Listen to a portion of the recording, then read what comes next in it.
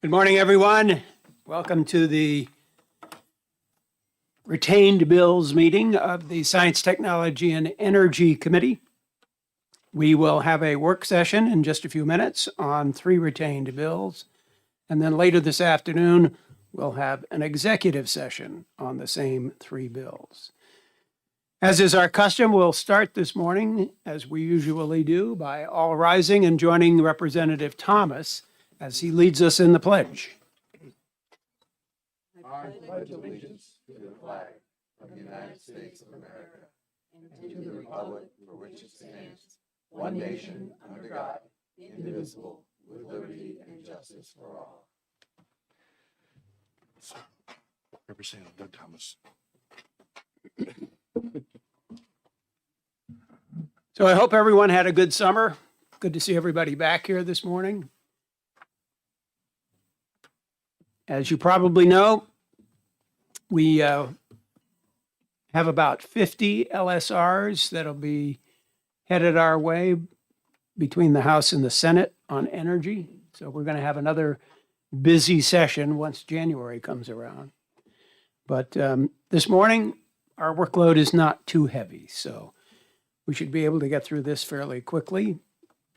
And then we'll take a lunch break and come back for an executive session at 1 o'clock.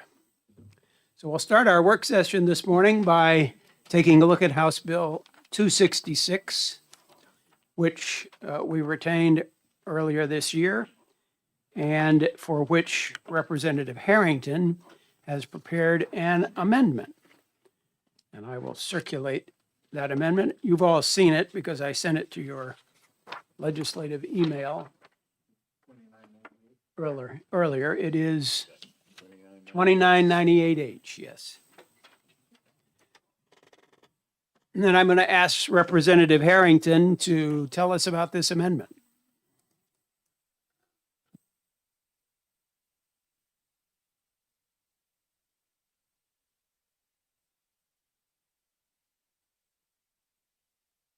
For lack of a better term, this is another one of the many housekeeping bills, I guess, we've had in to clean things up between the PUC and the Department of Energy. It's just to try to make things as you know, that was sort of done on the fly. There was it was in HB2 and there were no public hearings on the formation of the Department of Energy. So over the past couple of years, we found a bunch of things that just didn't work that well. And this was a agreement between the PUC and the Department of Energy to correct one more thing. And it's not that big of a deal. It's just an adjustment. Like I say, it's housekeeping.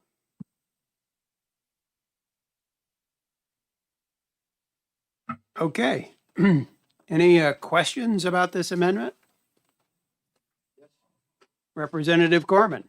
Yeah, so I just want to clarify, the bill, as we got it, has 6 sections. The amendment is changing only section 2, and the only change there is removing the phrase "in which the department files a notice of participation." Is that correct, Representative Harrington? I believe so, yes. Additional questions?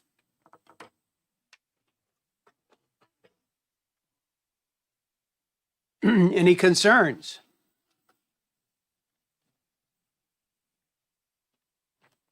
Well, I guess that's pretty straightforward. I guess we know what we'll be doing with House Bill 266. So now we can move on and talk about the other 2 bills on the lineup for this morning. The first one is Senate Bill 106, which is relative to the participation of customer generators in net energy metering. Representative Bernardi?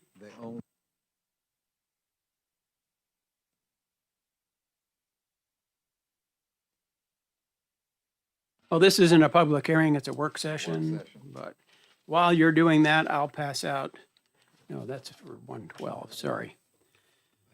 All right, we'll wait a moment until Representative Bernardi gets back because he wants to take notes.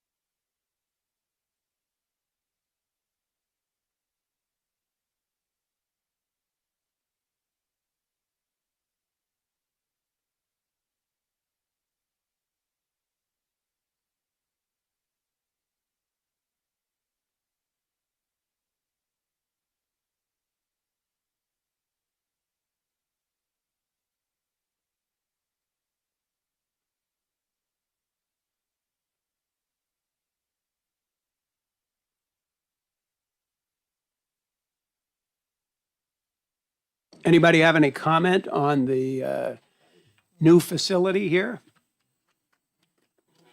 I'm a little concerned that there are no windows in this room, so we're going to be sitting in what amounts to a dungeon for 8 hours a day come January.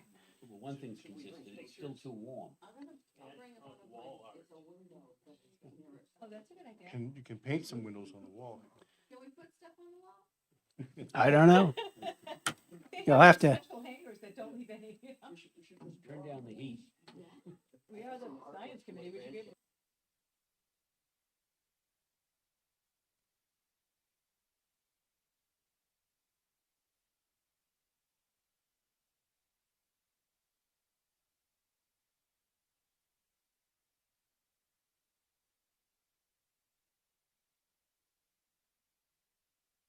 audience, can you hear okay out there? That's good, okay.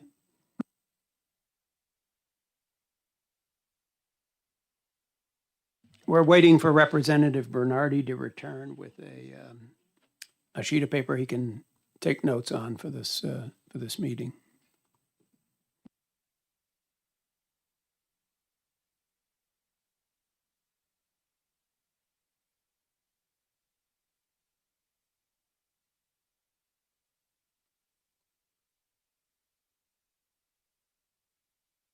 I'm told there is no coffee station anywhere. And if you wanted to get a bottle of water from a vending machine, you would have to go to the fourth floor cafe. But as of this morning, the vending machine didn't have any bottles of water. It had bottles of soda and frappuccinos and some other things, but no water. There are a couple of water coolers, one up here and one down there, I guess. So, So pursuant to that question, yes. we can have beverages in here, but no food, right? Well, typically it's missed the water and tour. coffee, yeah. Water and coffee are okay Yeah. in here. And with scouting this morning, there was a coffee maker up there, but it's one of those pod things, and I guess you gotta bring your own pods. Bring your own pod, yeah, okay. And your own water, And your own cup. your own power. So it's going to be an adjustment to work in this facility for the next few months, but we'll get it done. Yeah, we're not at full tilt till January, so they're probably not ready for everybody. Yeah. And apparently there will be a working cafeteria here in another month or so.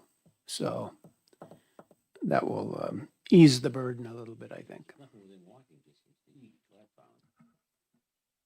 What I saw, anyway.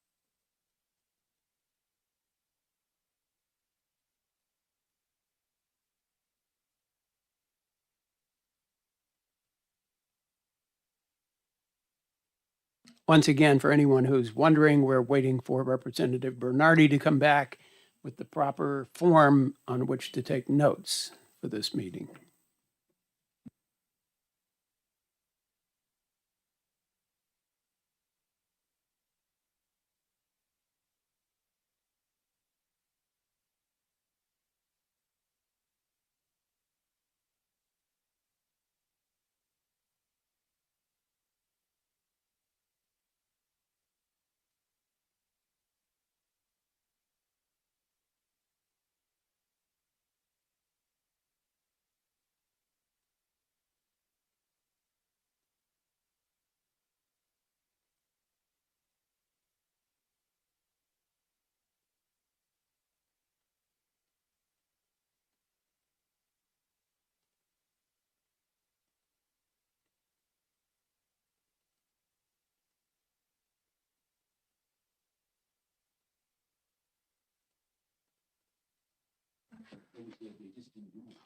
So this just popped up. If you are not doing anything this Thursday evening, the 10th edition of the Boston Cybersecurity Summit is occurring October 16th, 2025 at the Westin Copley Place in Boston. Where they're having riots, right?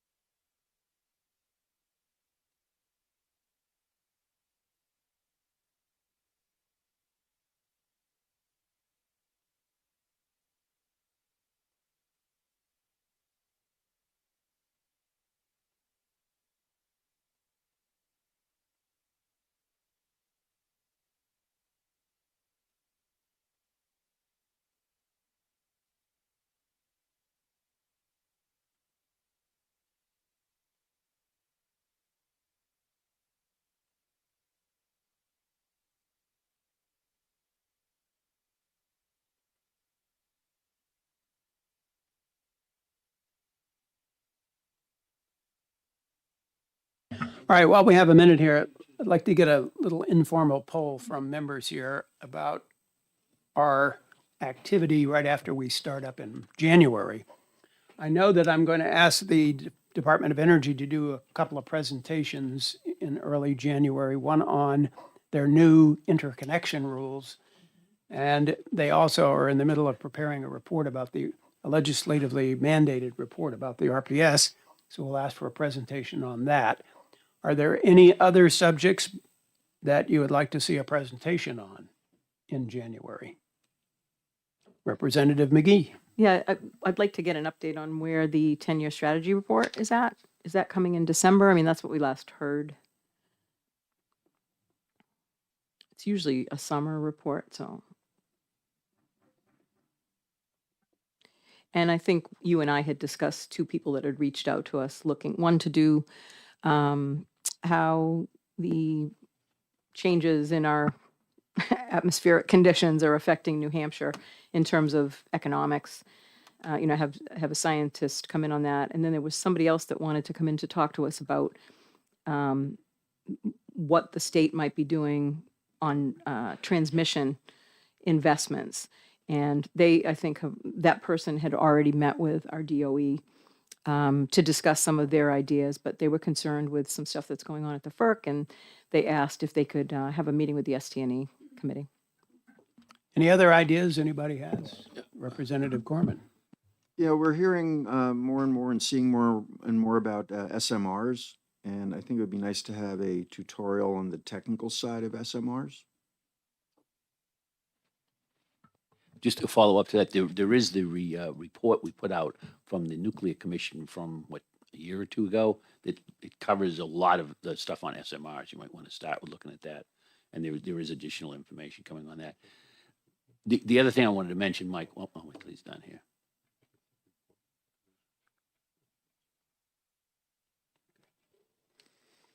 Yeah, Michael. Okay, any other Yeah. needs? One of the Representative things- Harrington? There's a lot of changes going on with the forward capacity market, which has a huge impact on generation in New England. And there's, the MOPR, the minimum offer review price is going away, and that's going to have a big change on it. And maybe a presentation either from, I don't know, the Department of Energy or the ISO New England, because that's going to have a major impact. And also with the big changes from that, whatever we refer to it, the big bill, there's been a lot of changes there on production tax credits and so forth. Maybe someone could give us, again, I'm not sure if that's DOE or possibly ISO New England, could give us a summary of what those changes are and how they're going to impact generation in New England going forward. But the forward capacity market changes are going to be fairly drastic, and my understanding is they're going to try to link reliability more to how much capacity you're allowed. So, for example, if you're a gas plant with firm gas, you would be able to bid in a higher amount of megawatts for capacity than if you didn't have firm gas. But I don't know the details beyond that, and I think it would be nice to know them. Okay. Anything else? All right, good. Appreciate those ideas. We'll get something lined up for the first couple of weeks of January. All right. Representative Thomas, Vice Chair Thomas. Yes, a different subject, just report for the record. Most of you probably know this, but just for the record. Over the summer, we had NCSL, and it's kind of interesting. I was approached by Representatives Madsen and Bernardi about a potential resolution to put forward in the NCSL realm, which is a bipartisan organization, and we were successful. I introduced the resolution on the risks of EMP exposure, both organic and man-made. And the short story is the resolution calls for the federal government to work with the states to come up with a plan on how we are going to protect our grid against all types of EMP, organic and man-made, although they use different words for that. And it's an important subject because we do have several pieces of equipment that are at high risk should something like it happen without any warning. It could put the entire grid down for the entire nation. So we think it was an important subject. I was pleased to say that I made a phone call to Representative McGee, told her about the resolution. She was all for it. So we went into the subcommittee with a bipartisan resolution in support of this effort. Excuse me for forgetting the representative from your party that attended the NREE subcommittee, but he was briefed on it, and he in fact voted with us on that. So it was truly a bipartisan resolution that unfortunately needed to have debate at the main meeting because one state voted against it in our subcommittee meeting, so it resulted in a required debate in front of the entire 50 states, territories, Virgin Islands, and everybody else as to why this resolution from New Hampshire should pass. Fortunately, we got help from the state of Maryland, who was in support of our resolution, and some debates by me and Representative Mattson, and the resolution wound up passing unanimously. So New Hampshire's on the board for having a resolution passed on this important subject that will be in the books of the NCSL, and every time they have a meeting, this resolution will be up, will be there, and eventually will be up for renewal. So that's the report we have from NCSL, and that was a good meeting day.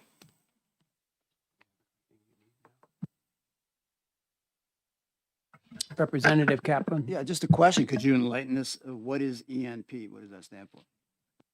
What is EMP? The electromagnetic pulse, yeah. Which they use a different word when it's organic, like from the sun flares. But then on sun flares, they usually have several days or hours warning, and they can prepare. But if it's something that's an EMP blast from a nuclear weapon, say, there is no warning, and it can put down some major transmission devices that could take years to replace. It could put down the entire grid. So we're looking for ways that we can protect this from happening, and it's an item that the federal government should work with us on. Representative McGee. Yeah, and I would just add that it goes along with grid modernization and grid resilience, right? Because if an EMP happens either way, natural or man-made, you have to respond to the results of that. But you can also do things to create redundancies.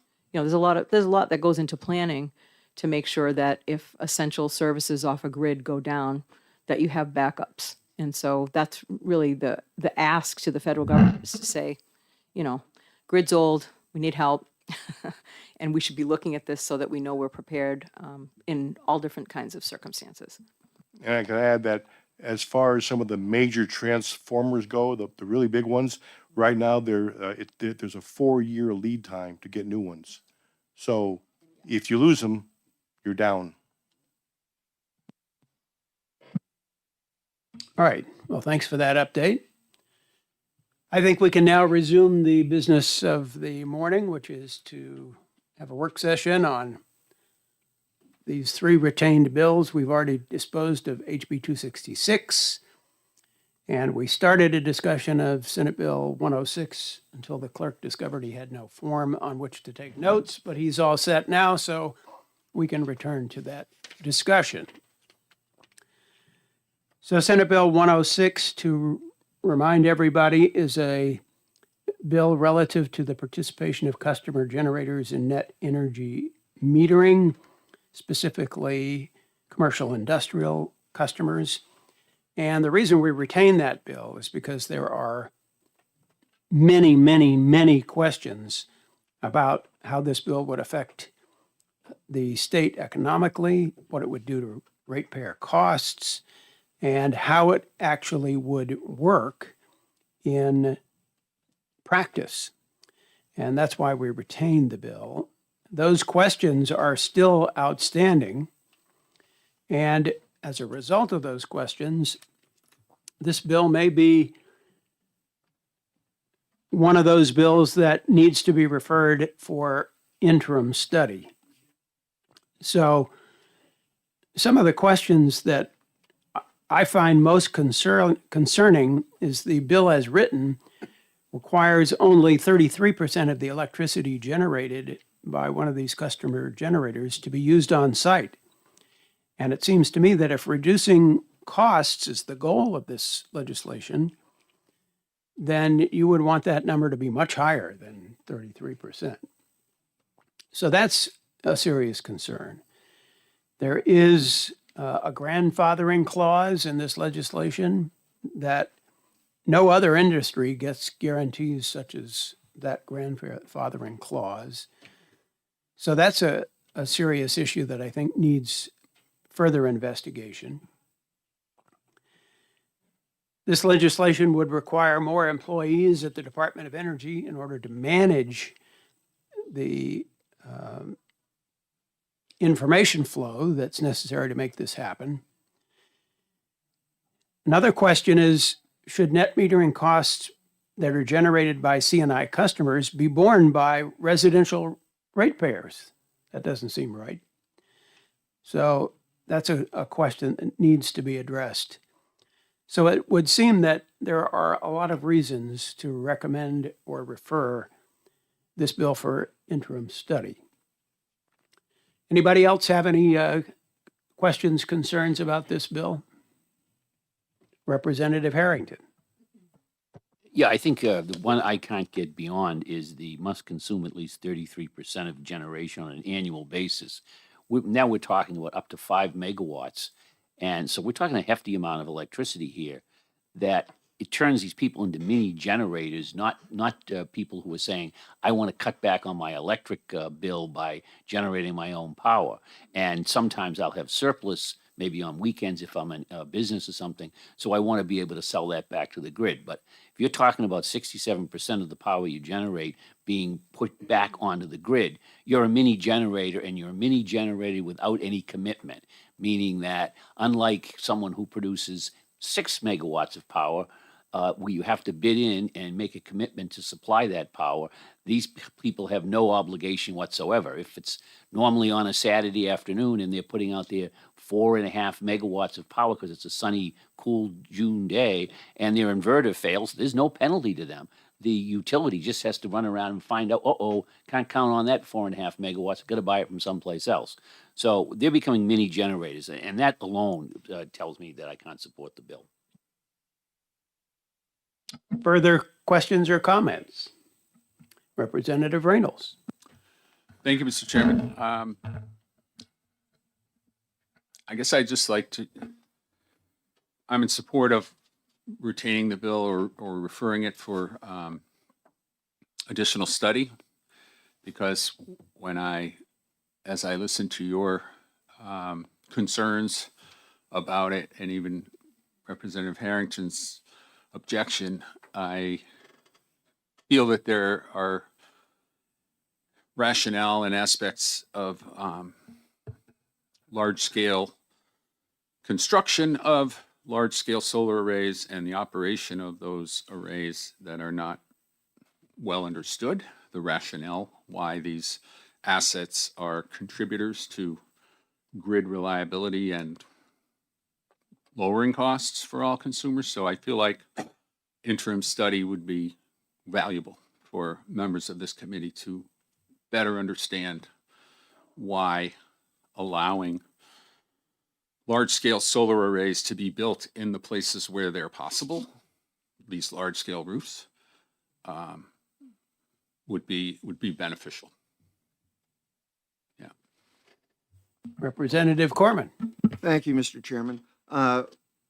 One comment and one question for the chairman, and the question is, you mentioned a grandfathering clause, and I'm not sure what you mean by that. But my comment is that I get the concern about the 33%, and I realize if we're talking 0%, then we're talking about a generator. If we're talking 100%, then there's no net metering. So I'd like to think that we can all come to some agreement at some point on what would actually be an appropriate number, an appropriate percent. I have to think that we're all reasonable enough people that we can actually come to some consensus about what would make sense. So anyway, Mr. Chairman, what was the grandfathering clause in here? So today, net metering is grandfathered till 2040. And there is a clause in the bill, I don't have it right in front of me, so I don't know the exact line, that says that the customer generators of the future will be able to net meter for 20 years from the date that their system goes into service. So if it went into service, it's page 1, line 30. So if a system goes into service in 2026, let's say, then it's grandfathered until 2046, which is substantially beyond the current grandfathering date. Okay, further questions and concerns? Representative McGee. Thank you, Mr. Chairman. To just follow up on the grandfathering thing, I believe that in many cases, because of the high upfront costs of putting in solar, many businesses would want to be assured of the 20 years in order to be assured that they would have the return on investment that they pencil out when they decide to make the investment, because that's what everybody has now. And it's about whether we're continuing to support people making these investments in order to create some resiliency in our grid, some homegrown energy, if you will. I too believe that there is enough that we are questioning about the best way to implement this that is not represented in the bill, that it's probably a good idea for us to interim study it and get some answers around that. I think the other thing to keep in mind is that we had really extensive testimony on this from businesses, and it would, to Tom's point, 33 is an arbitrary number that's been put in here, but what they're trying to do is say, if we make a major investment and we are able to net meter, then we want to be able to put energy on the grid. We want to be able to be relied on to do that.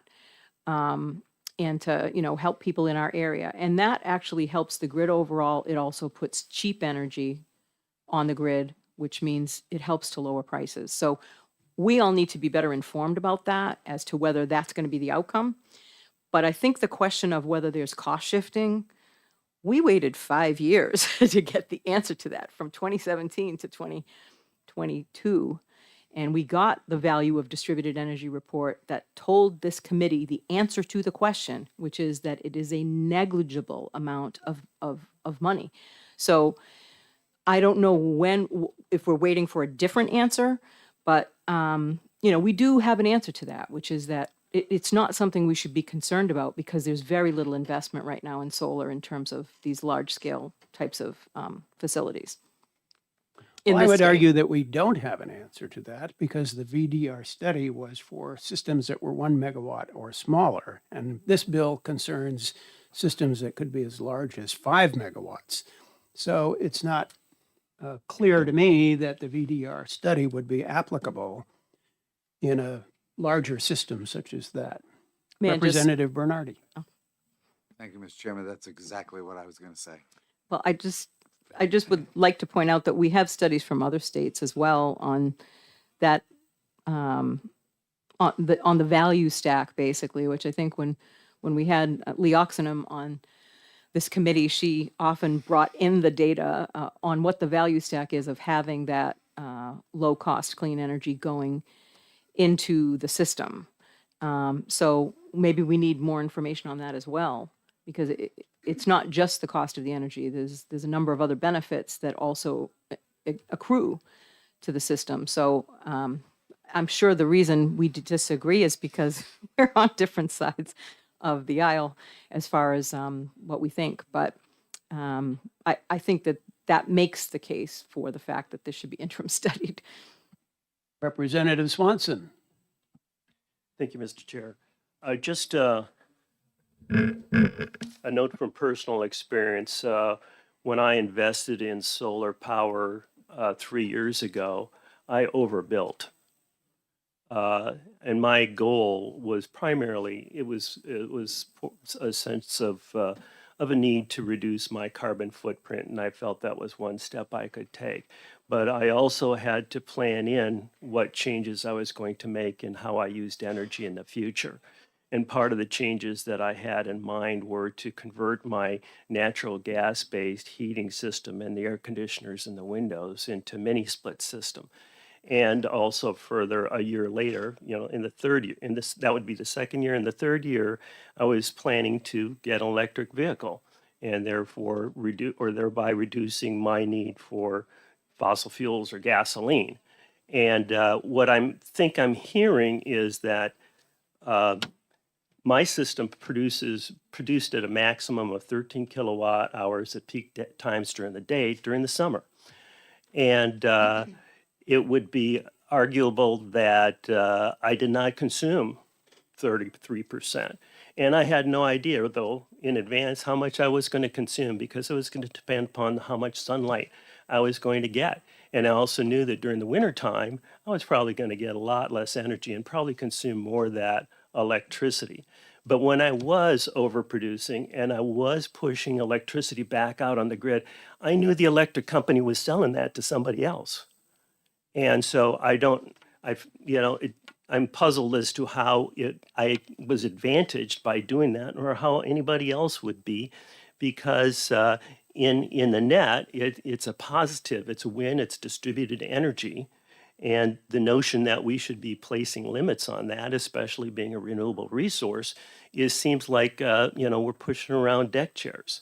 So I would just, I'm puzzled, you said that it's only for people over a certain amount, but it sounds like this would have applied to me. I would have had to figure out whether I was going to produce more or use more than 30% of what I produced during the first year. Now, this bill wouldn't affect you. Bill is about commercial and industrial generators. This is commercial and industrial? Yep.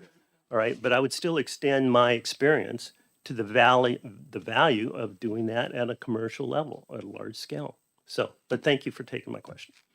Representative Mattson. Yeah, just for clarification, when they get reimbursed for net metering, is that at the retail rate or wholesale? Well, there is a net metering tariff that's been established by the Public Utilities Commission. Net metering 2.0 is the current tariff. And it is more than retail, but less than, or more than wholesale, more than default service, but less than retail for residential customers. And for C&I customers over a certain kilowatt level, it's default service.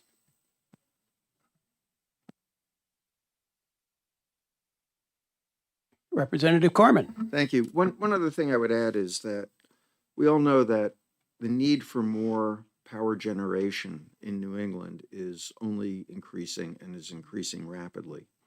And these are resources that we can deploy relatively quickly.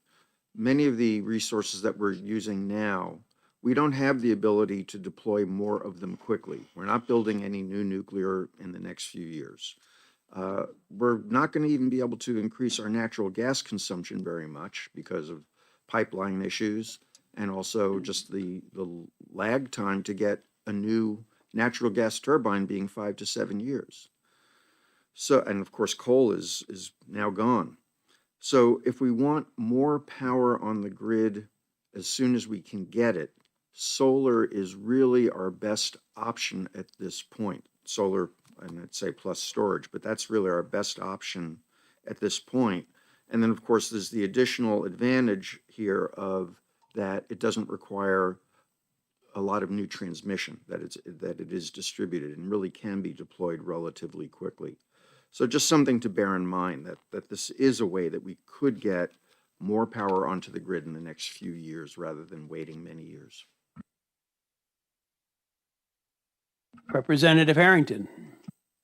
Yeah, just as a follow-up to that statement, I think that, as I had mentioned earlier, the changes to the forward capacity market, that would be something that would be very interesting to find out from ISO New England, because if this were to become law, we could have, 10, 15, up to 5 megawatt industrial producers that would be putting under this, as written, up to 67% of that electricity back on the grid when it was convenient for them to do so. But they would have no commitment to provide even a single kilowatt hour to the grid. So I'd be interesting to see how ISO New England would look at that and say, what can we count on from that for capacity, pushing it towards what our installed capacity requirement is that we're going to go out and buy. Now, if they think it's somehow they can take some kind of an average or something, I just don't know. But if they're going to count it as nothing, let's just say one extreme, because it does have no commitment to produce anything, then we're going to buy the capacity that they produce anyways, and we're going to pay for that on top of that. So you have to look at that from that perspective. Maybe they're going to take it, well, it averages 40% or 50% or 80%. I just don't know. But I think until we know that, we can't just say this is like cheap energy going on the grid, because if we don't count on it, if we cannot take credit for it in the capacity market, we're going to be buying the capacity and paying for it for some other resource. We need to find the answer to that out first. Representative Kaplan. Thank you, Mr. Chair. I agree with the interim study. I think there are questions that we need to know. We need to know the answer to. To Representative Harrington's point, we don't know how that surplus solar energy is being paid for on the ISO scale. So, yeah, we need to know the answer to that for sure. But the other thing, to Representative Corman's point, is not only is our demand for electricity going to be growing in coming years, but we have major businesses in this state asking for this program. And that's got to be an economic benefit that we take into account if we are seriously representing our constituents. Those are jobs, those are major businesses in our state. That's something that we should be thinking about, that these people are going to benefit from this program, and not just worry about the grid scale impact of net metering, which we've had studies on. And I agree, we need to look at the 5 megawatt scale. But let's think about the overall picture economically as well. To your point, we also need to remind ourselves, that is, that there are thousands and thousands of ratepayers asking us not to drive up their costs. And a program like this probably would drive up their costs. But until we study it, we won't know for sure. Representative Reynolds. Thank you, Mr. Chairman. I needed to push back on that point because I had wanted, along with wanting to support what Representative Corman said a few minutes ago, the need for more electricity on the grid soon, more generation, is clear. And with the desire for businesses and private capital in this state wanting to build solar up to 5 megawatts that can be deployed quickly, this program would give them the certainty to make those investments and make that electricity available quickly. That would hold down prices. Scarcity is what drives up prices. And to Representative Harrington's point, the solar comes on the grid when it is available. And every time it does, the natural gas plants can be backed off, and the scarce natural gas can be saved for the days when it's cloudy and the times when it's dark. So it doesn't have to be firm and committed to benefit the grid. When businesses want to build stuff on their vacant land and on their empty roofs that can supply during the day when demand is high, that's going to benefit everyone.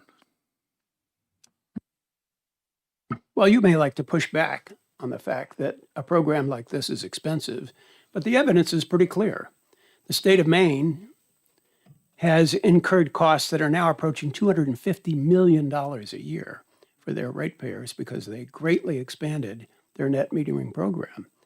In fact, the state of Maine just this summer passed a law to remove community solar from the net metering program because the costs were just going up dramatically, expanding greatly. We also know right here in New Hampshire that our utilities are recovering $30 to $32 million from ratepayers for the net metering costs of the net metering that we currently allow. So there's no question that net metering costs ratepayers money. That's not disputable. That is a fact. And we just have to be careful how we manage those ratepayer costs. Further discussion. Representative Vice Chair Thomas. Thank you, Mr. Chair. I'd like to add that besides the cost factor, which I think is a major consideration. One of the factors that's not being discussed much and should be, and something we learned recently in a previous energy summit, was that we need to be careful. That's why we need to study this. We need to be careful about overbuilding on renewables because I know we use the term they're intermittent, but I think the term that caught our attention a few months ago was that because they're intermittent, we can't control them. And when you have up or down movement in your grid, plus or minus power needs or excess, you need to be able to control the grid to keep it to keep it in balance. You can't do that with renewables. If you have too many of them built without enough backup that's controllable, you have a situation that Spain found itself in earlier this year, where they went 100% renewable, and within a couple of days, their entire grid could have crashed dramatically had they not been rescued by France's nuclear power that they were able to feed into the grid and control that system from being unbalanced. So that's another consideration we need to look at when we talk about building more and more and more renewables, about how it might affect. We might not be there yet, but that is something we need to look at as we talk about renewables. Representative McGee, I'll let you have the last word, and then we'll move on to the next bill on the. Thank you, on the Mr. Chair. I docket here. appreciate that. So there's been a lot put out here on this particular bill, and it just struck me that we're talking about, we talked about in the hearing on 106 about not giving the option to some people, right? Or not helping some people and not helping other people. You know, that came out in testimony. And so the question that really is at the heart of this is, well, there's two. There's a question of whether there's a value to having, as Representative Reynolds mentioned, private capital make the investment to help increase the penetration for solar in the state of New Hampshire. We have a very low penetration rate. We're nowhere near the point where we would have to be worried about the cost impacts. We should be encouraging people to make these investments simply because we need to have a diverse portfolio in order to protect people from higher costs. And so we know all of our philosophies on this. Maybe we should get some more information here, because I would ask the chair to cite what source he's using around Maine, because my understanding is that there's a particular person who's been posting detrimental things about Maine's program. But although the costs to the state were about 32 million, my understanding is that the benefits were like 35 million. So we can't look at only one half of the equation when we discuss whether it's good or bad. And I think all of us need to be more open to each other's points to try and figure out whether we're actually doing the right thing for the people of the state. Thank you, Representative McGee. Just to answer your question, my information about net metering costs in New Hampshire comes from filings with the Public Utilities Commission. By the, in Maine, it comes from the Office of the Public Advocate, which is the equivalent of the Office of the Consumer Advocate here in New Hampshire. So I think we're pretty much in agreement that Senate Bill 106 needs to be referred for interim study. So let's move on now and talk a little bit about Senate Bill 112. There is an amendment, which you have all seen at this point, for Senate Bill 112. And that is amendment number 299H. And this amendment, which I have filed, essentially merges Senate Bill 112 with House Bill 710 from earlier this year. House Bill 710, as you will all recall, was passed by the House with a substantial and significant majority, went to the Senate, and the Senate actually did what this amendment does. It merged House Bill 710 and Senate Bill 112.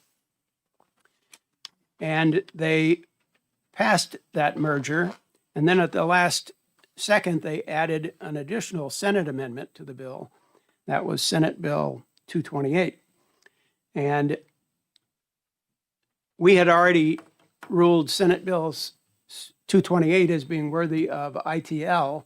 So we asked for a committee of conference and tried to convince the Senate that removing the provisions of Senate Bill 228 from the amendment or the amendments to 710, which did what this amendment does, should be a standalone bill, and the Senate would not go along with that. So the bill, House Bill 710, was allowed to die as a result. But we have another opportunity here to achieve the same goal by merging the language of House Bill 710 into Senate Bill 112. We can now pass this and send it to the Senate, and the Senate can either concur or non-concur if they so desire. So I can go through it line by line if you need to, but basically all it does is it merges together Senate Bill 112 and House Bill 710. It does make a change on page 1, lines 14 through 18, where we spelled out the definition of advanced nuclear resource, and at the recommendation of the Department of Energy, we've changed that to advanced nuclear reactor has the same meaning as provided in basically U.S. statutes. And the specific statute is listed here on line 18 and 19. The rest of the amendment is virtually identical to the amendment we saw earlier, with some additional clarification language on page 2 in lines 26 and 27, where it's, well, actually lines 24 through 27, where it's made clear that essentially 1 million megawatt hours of any PPA that's generated through this statute would be reserved for advanced nuclear resources. So that's the substance of the amendment.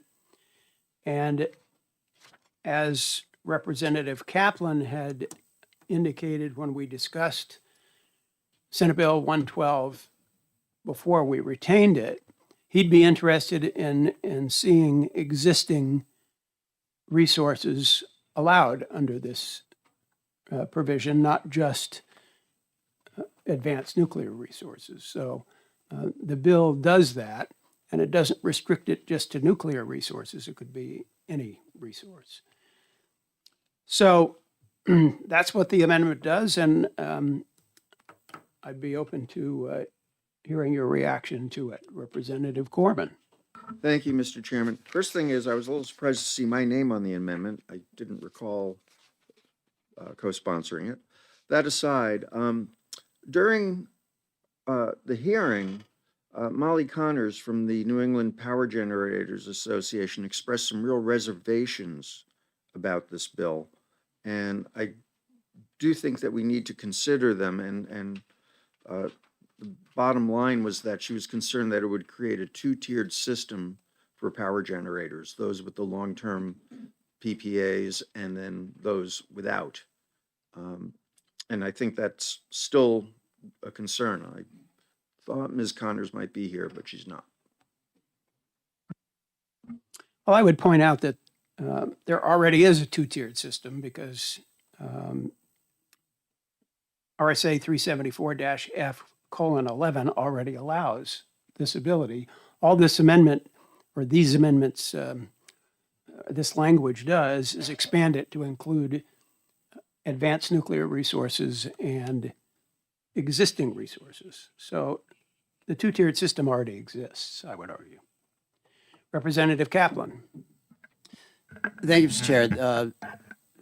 I don't recall having expressed an interest in existing sources, but if you say I said something like that, I will take your word for it. And, you know, things like that have happened to me before. So it's usually my wife, but I do have some concerns. I mean, I'm curious about why power purchase agreements would be extended to existing, in this case, nuclear facilities. But I have some concerns, and my concern is we just don't know enough about it. There's so many questions that come to mind, so many implications, especially for ratepayers, about allowing power purchase agreements with existing facilities. I just don't see the advantages to the state. I can see the advantages for the existing facility and the owners of that facility, but I don't know. I just don't have a clear picture of how that could benefit the state. So I would suggest that we need to study this. Further discussion, Representative Harrington. Yeah, I have a lot of concerns with this bill. First, I'm not exactly sure which on the first page they're starting at line 9 it says these activities may include management of funding and oversight of nuclear incentive programs such as those described, blah, blah, blah, as well as outreach programs, informed education, particularly regarding safety. So I'm not sure, is that safety of nuclear power? And there's a may in there, so this says the DOE can do this, I guess, but they don't have to if they don't want to.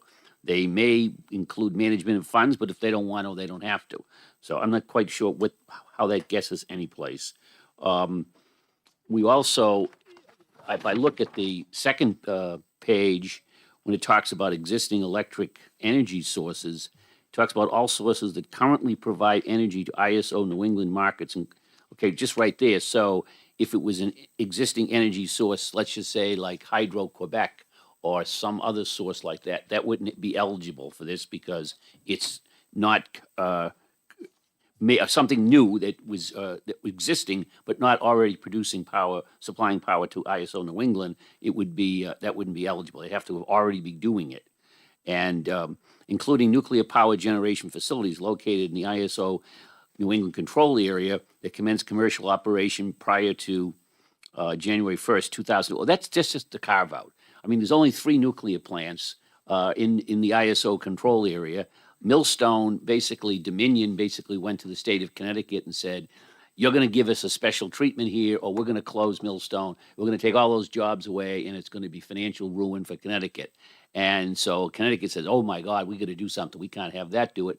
So they pushed a purchase power agreement on the utilities, and I think it's in the hundreds of millions of dollars it's cost the ratepayers of Connecticut. And of course, the other one is Seabrook, but why are we carving out a bill for one particular plant? I don't think that's good. I don't think that's the way government should be running. And it also talks about, later on, it talks about having, not just buying power for PPAs, but some of it, provided at least 1 million are procured for advanced nuclear reactors. Again, we're supposed to be energy neutral according with our energy policy, that we're all of the above. We don't particularly think any one type of energy over another one as long as it meets all the legal requirements. But this one specifically picks up nuclear.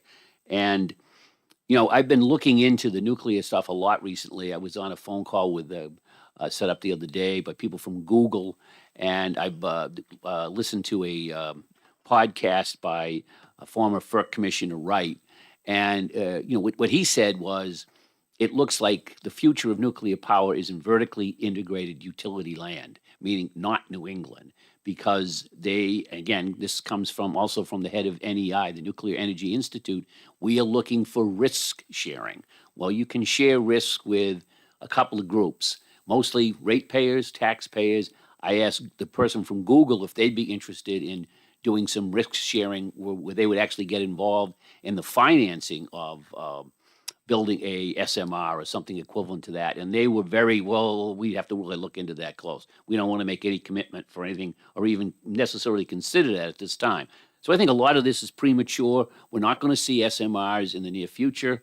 We shouldn't be carving out for one particular location. And history shows us when the government gets involved, and you can say we've already done this with the PPAs are already there. I'll give the Burgess Biomass as an example. I was not on the commission, but I was working at the commission at the time, and the political pressure put on the commission was huge to sign a PPA with Burgess Biomass, to force Eversource into that. And that little nugget cost the ratepayers of Eversource $100 million. That's how much they lost. And they're never going to see that money back. It's gone. And I don't think that we should be opening up the door to make that easier to do in the future because we're all buzz crazy over nuclear right now. We've accused the Democrats of rose-colored glasses when it comes to wind and solar. I think some Republicans are taking those same glasses and putting them on, and now they're looking at nuclear. It's just not there right now. It's too premature, and more than likely, it's going to be built in some place like Wyoming or Texas. There's just 11 governors have gotten together with a nuclear incentive, just came out last week, to promote nuclear power. In states like New York even. New Hampshire was not one of them, neither was anybody in New England. So I just think we're getting a little bit too excited about the potential of nuclear. And PPAs have to be looked at very, very carefully because they almost always end up costing us money. Like I say, the two examples, the Millstone one cost the ratepayers down there hundreds of millions. The Burgess biomass cost, and that's a fairly small plant we're talking there. We're only talking like, I think 70 megawatts, and it ended up costing the ratepayers $100 million. So let's tread very careful before we expand PPAs. Representative Harrington, I think your comment about risks is well taken, as is Representative Kaplan's. And I would point out that this amendment takes into account that there could be a huge risk in doing this, and that's why it limits the number of megawatt hours to just 2 or 3 million, which is 20 to 30% of the megawatt hours used by the state. That's going to limit the cost risks that might result from this enabling legislation. I would also point out that it is enabling legislation. It doesn't require anybody to use a PPA to purchase any nuclear energy. It just enables it. So if a utility wanted to do it, they could, but it doesn't require them to do that. I would also point out that the Public Utilities Commission has to approve any PPAs. And while your point about Burgess is well taken, that there was a lot of political pressure applied to the commission to adopt that PPA, even though they were negative about the PPA, because that was deemed to be an economic project for the city of Berlin. That would probably not be the case with any nuclear PPA that this legislation would enable. So while the concerns may be legitimate about risk, cost risk, the potential upside of getting some additional nuclear energy built in the state might outweigh those risks. Representative Partial. Thank you, Chair Bowes. That's a question for Representative Harrington, if I may. What is your recommendation for the disposal of this bill? Interim study as well? I could live with interim study. I should also add, I think your observations were, well, very agreeable. I'll leave it at that. Representative McGee. Thank you, Mr. Chair. I'm looking at the Senate version of the bill, and the amendment basically says to amend the bill by replacing all after the enacting clause, which means the findings and purpose section is eliminated. And that section very much stresses the cost to ratepayers, the cost of electricity in New England, and our attempts to basically figure out a way to move forward. We've already passed a bill that allows the utilities to enter into PPAs, and they have that ability to make that choice, and they're not precluded from taking energy from any energy provider that's on the grid. So I'm not really sure what it adds in terms of moving the state forward, but I can say on the cost side that what I'm very concerned about is if we're looking to future nuclear. When we had the hearing on the original bill, I just went into my laptop and looked up what a small modular reactor is costing to build at this point, and they're prohibitively expensive, which means if we're enabling something, even if we don't have takers right now to do it, we may be pushing for something that would very much increase costs for ratepayers. And I think we don't have an understanding of what we're doing with this bill. And I understand that you have a limitation on it, but we also don't understand if we procure energy up to that amount from nuclear in order to get something built. We don't understand what that impact is going to be on the ratepayers' bill. And as long as the utilities are doing it, every investment that they make, they're entitled they're entitled to bill people for it. So we should know what we're doing before we do this. And I just feel like, I kind of agree with Representative Harrington that if people want to enter into a long-term PPA right now in the state of New Hampshire, they can. The utilities have that ability. So I think it should go to interim study so we know what we're doing rather than rushing this through. Okay, I think we have had a good discussion about this amendment. Representative Harrington. It's just to put it so people get an idea of the scope here. This says we could go up to a total of 3 million megawatt hours, which would be more than enough to accommodate all the output of a 300 megawatt SMR, given the 90% capacity factor. So some utility could go in and say, we're going to buy everything you've got for an SMR of 300 megawatts. And that to me puts a really high burden of risk. Now we say the PUC has to approve, and of course they do, but they also had to approve Burgess Biomass. The Millstone contract also had to be approved, and it was, and both turned out to be really big time losers for ratepayers. So. Okay, that's a good discussion and a good place for us, I think, to end the discussion. So we will now take a lunch break until 1 o'clock. And the reason we're taking such a long lunch break is because it's a long way to lunch from here. So, so we'll see you all at 1 o'clock for an executive session. Thank you.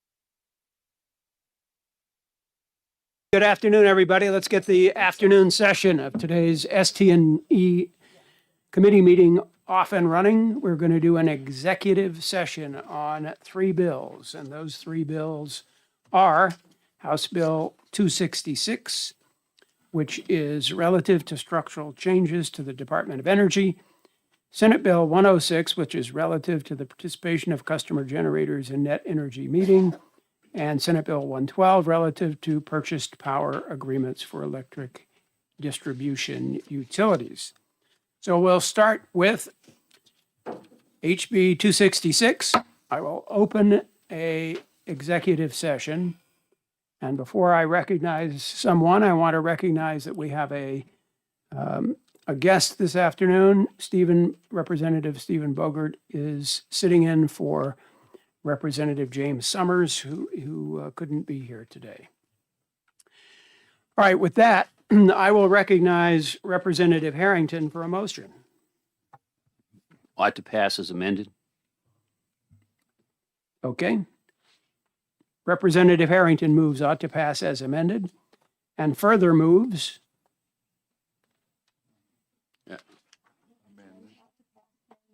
Amendment, what is it, 2998. and further moves Amendment 2998H. Chair recognizes Representative Nodder. I second the motion, Mr. Chairman. Okay, moved and seconded. First, we take up the amendment 2998H.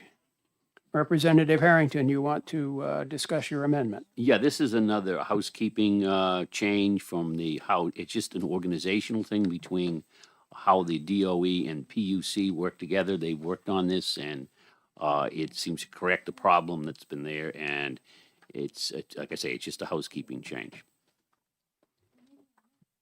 All right, any comment from the members on Amendment 2998H? Representative Wendy Thomas. So if I understand this correctly, and thank you, Mr. Chair. If I understand this correctly, it allows the DOE to be a full party and to challenge any proceeding at the PUC. So does that change the responsibilities of the PUC in any way? Is this usurping anything? Representative Harrington.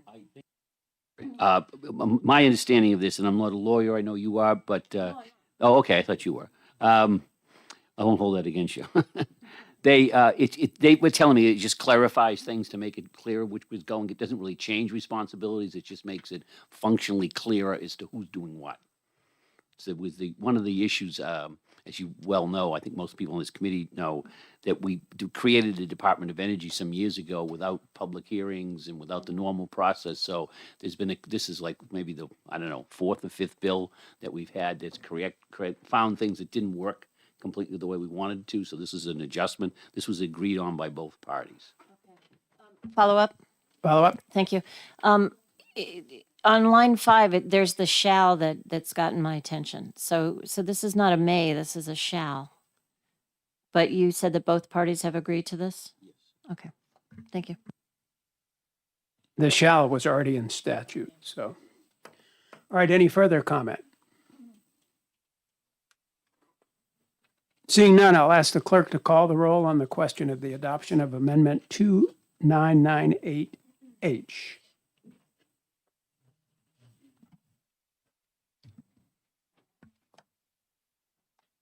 Vice Chair Thomas, Yes. Representative Nodder, Yes. Representative Harrington, Yes. Representative Bernardi, yes. Representative Sabor and Deschenier, Yes. Representative Bogart, Yes. Representative Mattson. Yes. Representative Schneller, Yes. Representative McGee, Yes. Representative Partial, Yes.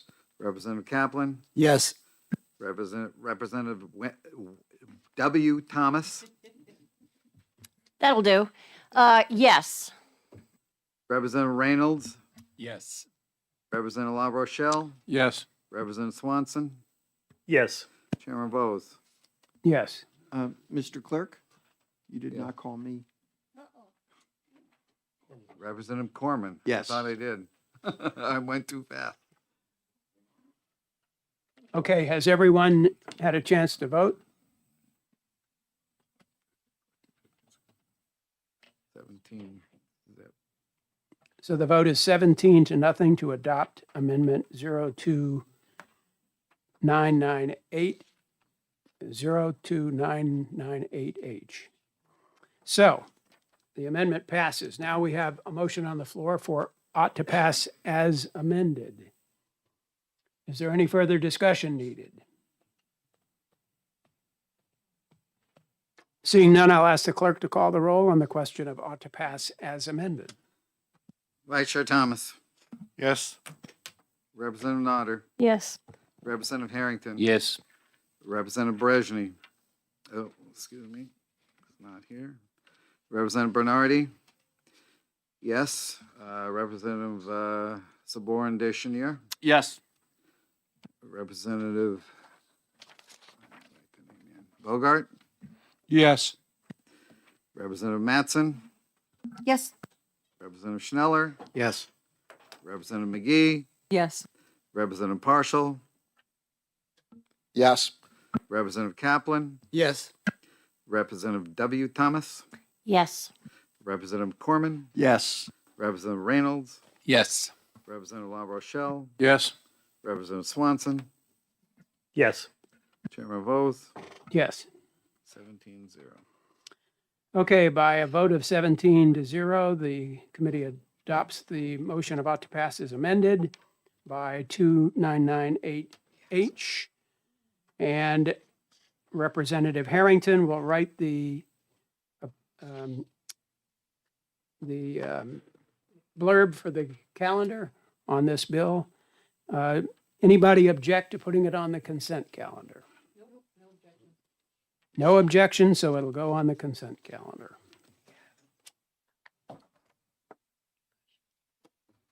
And that takes care of business on House Bill 266.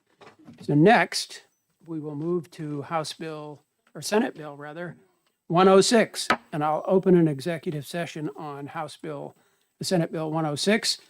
And I will move refer for interim study and recognize Vice Chair Thomas. Second. Moved and seconded that we refer for interim study, Senate Bill 106. As we discussed at our work session this morning, there are many, many questions about this bill. Everything from the 33% on-site use number to the grandfathering provision to the questionable use of the VDR study to the requirement for another DOE employee to manage the program. So it seems like a lot of additional study is required here. Any comment from or discussion from the committee? 106 or 112? What number? 106. 106. Yeah. That's what I'm trying to say. Okay. Seeing no further discussion, I'll ask the clerk to call the roll on the question of refer for interim study for Senate Bill 106. Vice Chair Thomas. Yes. Representative Nodder. Yes. Representative Harrington. Yes. Representative Bernardi, yes. Representative Saborin Deschenier. Yes. Representative Bogart. Yes. Representative Mattson. Yes. Representative Schneller. Yes. Representative McGee. Yes. Representative Partial. Yes. Representative Kaplan. Yes. Representative W. Thomas. Yes. Representative Corman. Yes. Representative Reynolds. Yes. Representative La Rochelle. Yes. Representative Swanson. Yes. Chairman Vose. Yes. 17-0. By a vote of 17-0, the committee adopts the motion of refer for interim study on Senate Bill 106. Is there any objection to putting this on the consent calendar? Seeing none, this will go on the consent calendar, and I will write the committee report for Senate Bill 106. So with that, we'll close the executive session on Senate Bill 106.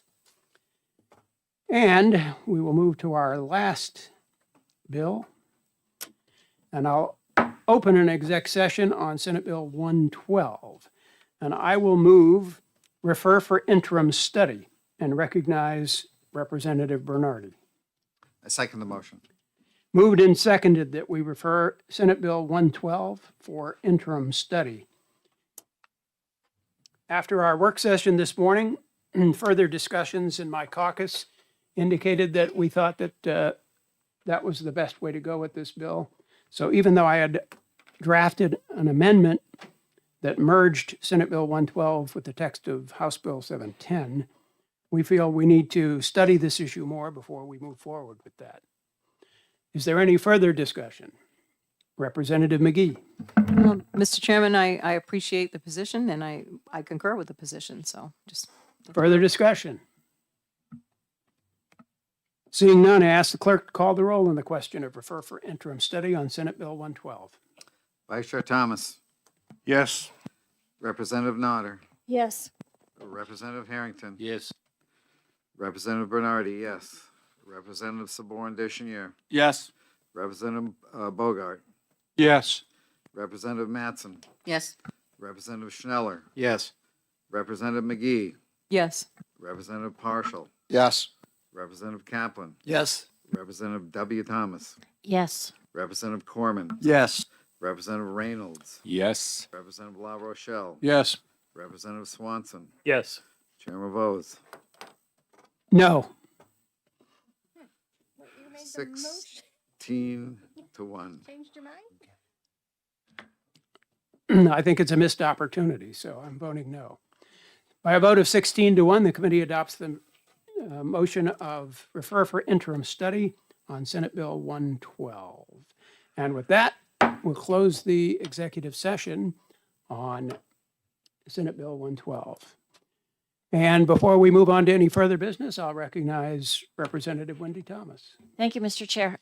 Just clarifying, so this amendment is no longer, it reverts back to the original wording of Senate Bill 112? We didn't take it up. Okay, So all the right. original version of 112 is what we referred for interim study. Thank you. Mr. Chairman, what about committee reports and consent? Representative Corman? What about committee reports? Will the majority report, will you be writing a minority report? Is this going on consent? I made the motion, so I will actually write the majority report. And there will be no minority report. Can this go on consent? I have no objection to putting it on consent. So we can do that if that's your pleasure. Okay. We consent. We're 3 for 3 on consent bills in this session. All right, so that concludes our business for the day. Does anybody have anything they would like to discuss with the committee before we shut it down? Okay, seeing none, we will thank everybody for your attendance here today and your attention to these retained bills. And we will see you in January. Thank you very much. That'd be funny. You put that into my mind. You, Sometimes all it takes is a you- seed. Yes, you are so bad. Oh, yeah, I'll slap myself. Thanks for your gaze.